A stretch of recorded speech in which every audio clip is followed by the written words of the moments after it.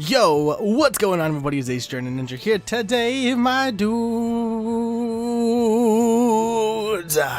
for a brand new video. I don't know why I'm singing. We're here today, my dudes, for a brand new battle video, my guys. Today we'll be battling against Diego17, as you see on screen.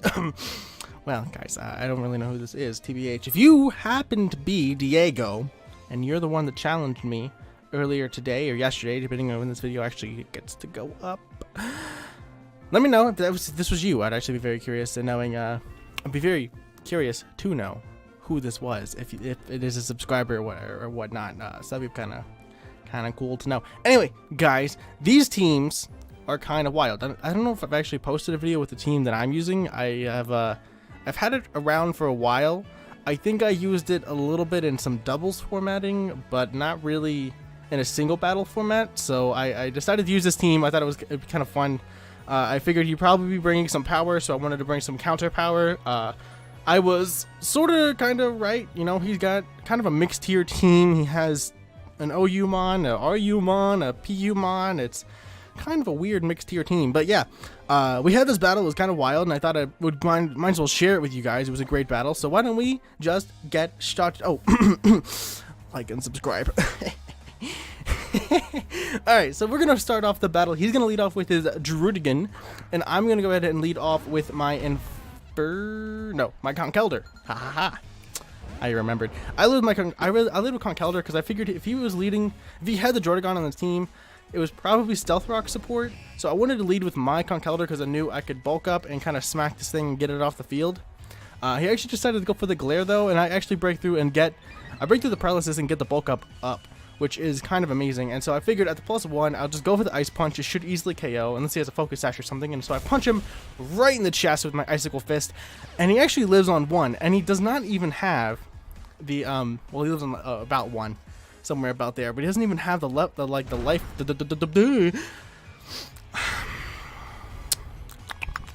Words. He doesn't have Focus Sash. Anyway, he's gonna Dragon Tail me out, and I'm gonna be dragged into my Inferno, which I'm not actually too mad about.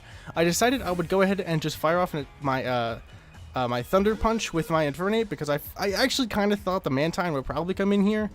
I figured Mantine would want to come in and soak up one of my Fire type attacks or my Fighting type attacks, my Stab. But yeah, Thunder Punch, the prediction, Mantine's out of here. It's gone. I'm so glad the thing is out of here and gone early on in the battle. I was afraid if that thing started setting up, I might have some issues. If he might, got the tailwind up or whatever.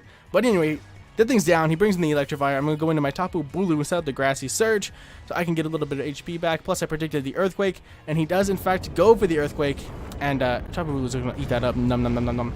Delicious. Delicious. Yeah, so Tapu Bulu is too fat. He is too fat.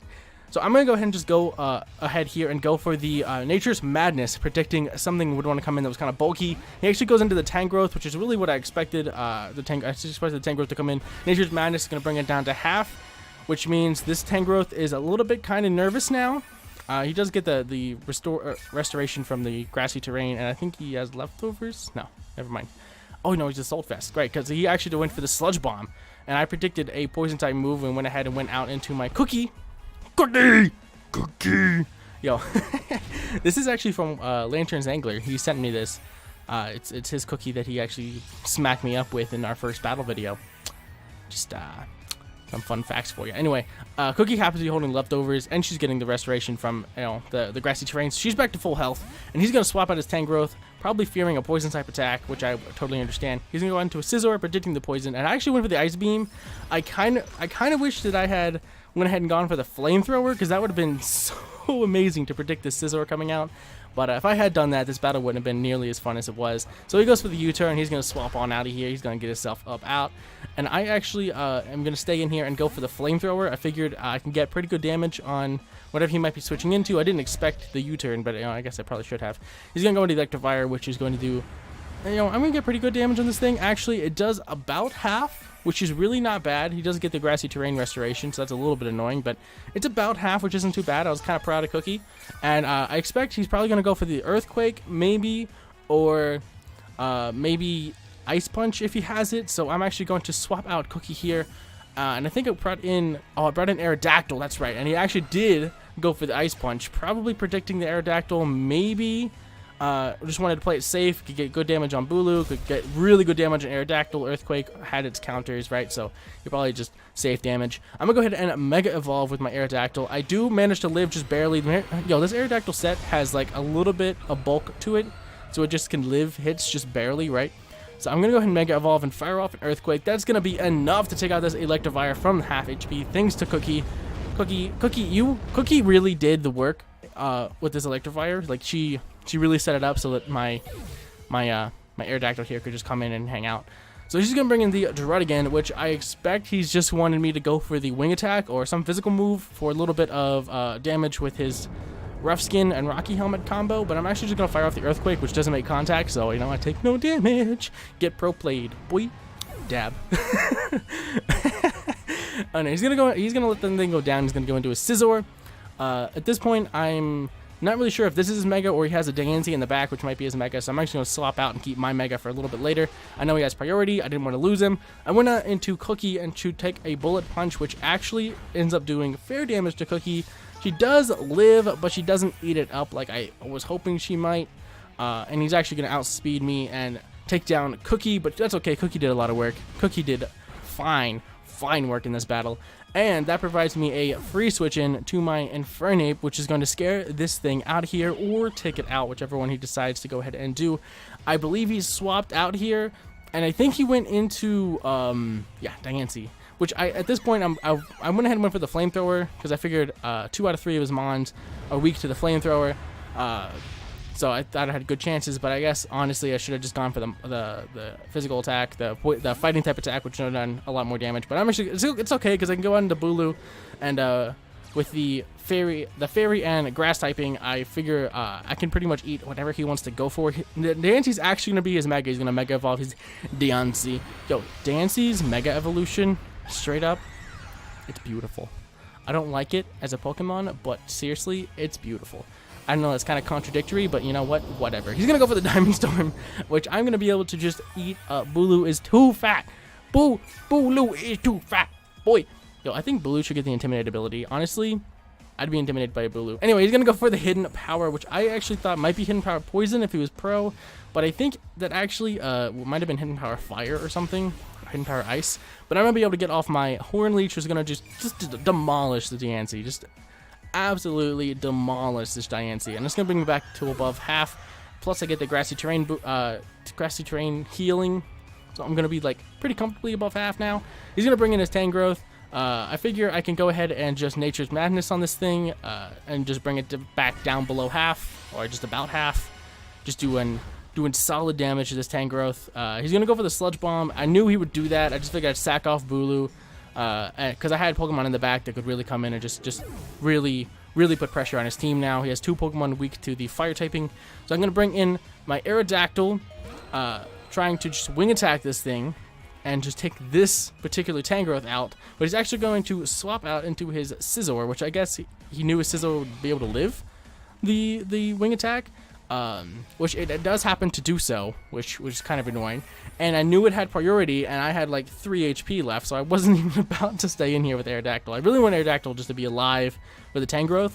When it came down to it, so I'm actually going to send in Conkeldurr just as switch fodder. He's going to go for the Bullet Punch, which is going to be enough to take out the Conkeldurr, because I no longer have my boosts up from earlier, so I'm not as bulky as I once was.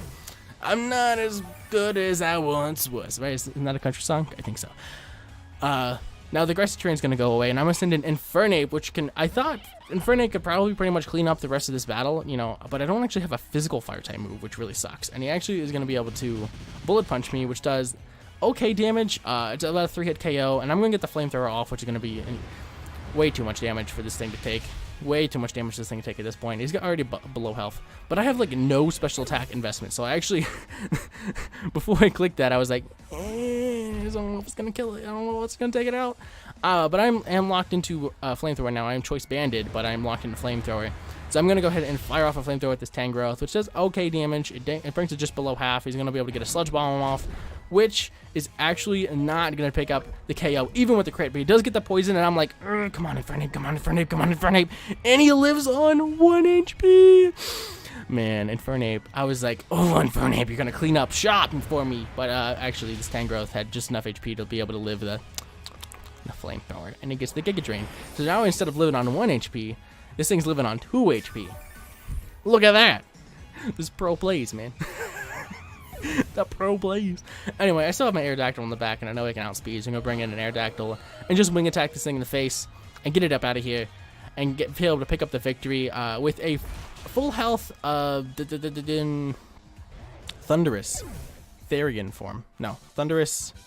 No, I don't know what Thundurus's form is, but a full health Thundurus in the back. So I think I probably would have been able to pull out the victory with that. Anyway, that HP Ice on Thundurus, so I could have hit the Tangrowth for good damage, even if it did happen to be higher health than it was at the end of the battle. But that was a great battle, Diego. That was really a fun battle. Like I said, this guy just randomly challenged me when I was just floating around the plaza. So I was like, I took the battle and happened to be a really good one. So I thought I would share it with you guys. So if you guys enjoy, drop a like down below for me. It really does help out a lot for me and the channel, just to keep me going, keep me motivated. Just seeing those likes, seeing those comments, it really does help me just keep on trucking and bringing you guys content. So drop a like if you guys enjoyed, or dislike if you guys really don't like the battle, like really don't like the battle videos, like you think I'm just the worst commentator in the entire forever earth of awesome everness. So like, just drop a like if you really think I suck, but otherwise drop a dislike if you really think I suck, rather. Drop a like if you think I'm the worst thing ever. Comment down below answering the common question of the day, which you guys saw earlier in the video, and in case you missed it, I'll drop it here again. If you guys happen to not see it, it's right there on your screen. Go ahead and comment down below answering that, and leave a one Pokemon set, one Pokemon, not a full team, one Pokemon you guys would like to see me use, and I'll try and add it to a team and see if I can use it. But you have to answer the comment question of the day before you can get your Pokemon in the running for that. So I have to answer the comment question of the day and leave one Pokemon set down in the comment section that you guys think I should use. So do that. I would like to get you guys' opinions on Pokemon sets I should use. Anyway, guys, I'm gonna get about. Hopefully you guys enjoyed. I'll see you guys all in the next video. Peace.